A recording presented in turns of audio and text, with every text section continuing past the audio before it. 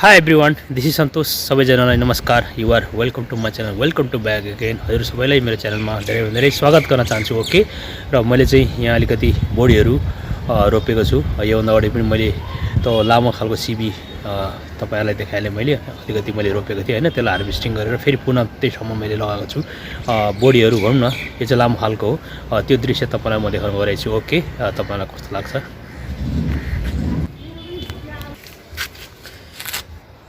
र हेर्नुस् यहाँनिर झुन्डिरहेको छ, भनौँ न फलेको अवस्था. बोडीहरू हेर्नुस् निकै छ. हेर्नुस् बोडीहरू फलिरहेको छ यतिको.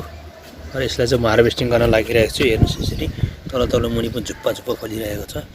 हेर्नुस् सबै यसलाई म हार्भेस्टिङ गर्न लागिरहेको छु. हेर्नुस् तल छ यसरी. यहाँ काँक्रा पनि रोपेको छु. काँक्रा चाहिँ भने जस्तो भइरहेको छैन. हेर्नुस् अलिकति न्युट्रिसन नपुगेको हो कि यिनीहरूलाई. बोडी चाहिँ राम्रै तल झुन्डेको छ. यसलाई म हार्भेस्टिङ गर्न गइरहेको छु. लास्टमा तपाईहरुलाई देखाउँछु. ओके, म कलेक्सन गरेर फेरि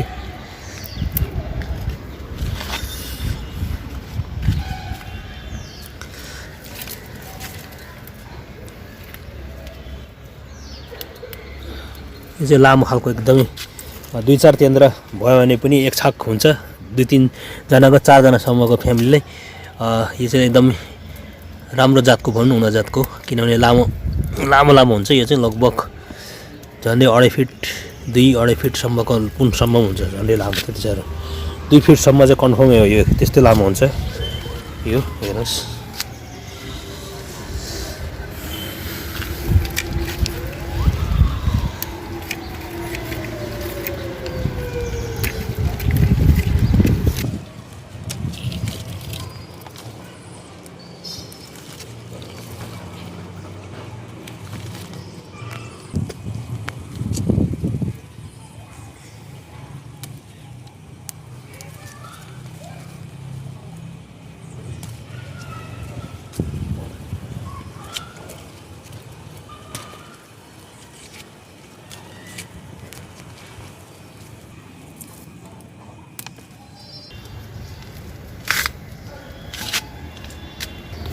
दर्शकबिनहरू हेर्नुहोस् घिरौला पनि छ यसमा. चिचिलो लागिरहेको अवस्था. र यसमा काँक्रा पनि रोपेको छ. अनि अरू थप यसमा हेर्नुहोस् लहरा लागिरहेछ. यसरी राम्रै लहरा आइरहेछ. करेला भनौँ न, यो चाहिँ लामो खालको. र बेलो चाहिँ राम्रो आइरहेको छ यसको. कतिको फल छ. यसको दाना चाहिँ लागिरहेको छैन.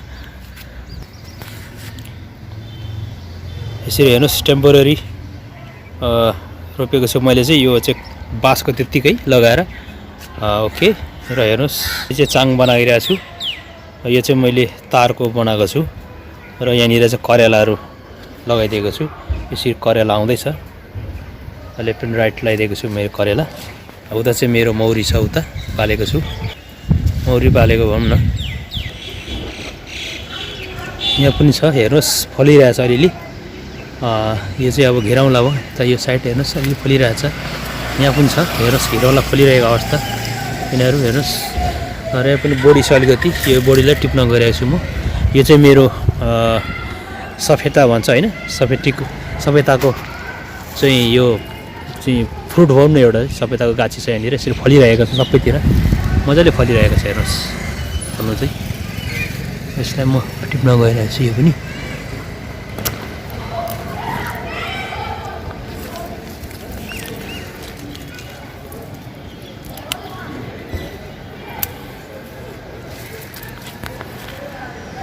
यतापट्टि मैले करेला रोपेको छु. हेर्नुहोस् मजाले फलिरहेको छ. यो साइड हेर्नुहोस् मजाले लागिरहेको छ. हेर्नुहोस् लामो खालको हो. यता हेर्नुहोस् एकदमै लामो छ. भइरहेको छ करेला पनि. हेर्नुहोस् फलिरहेको छ. यसमा चाहिँ मेरो मौरी छ, मौरी पालन. हेर्नुहोस् यिनीहरूले चाहिँ काम गरिरहेको छ. आउट गोइङ इनकमिङ गरिरहेको छ. अहिले चाहिँ महको सिजन हो. अब यो वैशाखमा, चैत वैशाखमा म चाहिँ भने जस्तै हामीले एचिभमेन्ट गर्न सकिन्छ. ओके, हेर्नुहोस् यिनीहरू एकदमै to and fro out going coming गरिरहेको छ. मुनि चाहिँ हेर्नुहोस् अङ्गुरको बेर्ना यिनीहरूले मैले चाहिँ कटिङ गरेर ग्राफ्टिङ भनेपछि यसरी चाहिँ उत्पादन गरिरहेको छु। यहाँ यसरी हेर्नुहोस् भित्र पनि छ भित्र यता राखेको चाहिँ कारण चाहिँ माथि यहाँ कागती छ हेर्नुहोस् कागती मुनि अनि चाहिँ असिना पर्दाखेरि सेभ गर्छ भनेर कागती राम्रो फुलिरहेको अवस्था हेर्नुहोस् तब छ बोडी लगाएको छु त्यसको मेन चाहिँ यता छ अङ्गुरको चाङ चाहिँ माथि बनाएको छु मैले हेर्नुहोस् माथि वायर छ वायर माथि यसरी यहाँ पनि करेलाहरू मैले लगाइरहेको छु लौका छ काँक्राहरू छ यहाँ चाहिँ हेर्नुहोस् ओके गाइज हेर्नुहोस् यहाँ पनि छ हेर्नुहोस्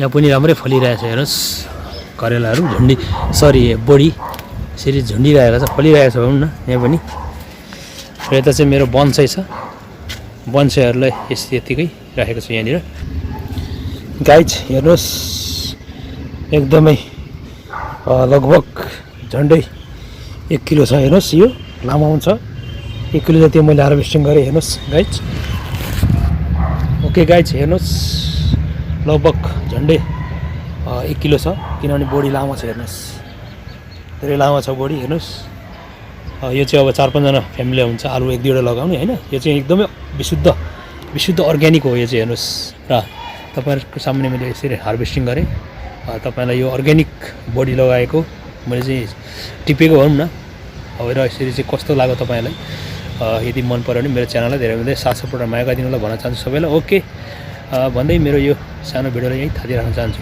हार्भेस्टिङ गरेको भिडियोलाई यहीँ बन्द गर्न चाहन्छु okay thank you so much Thanks for watching this video. If you like this video, please don't forget to like, share and comment. And finally, please subscribe my channel, hit the bell icon. Thank you so much.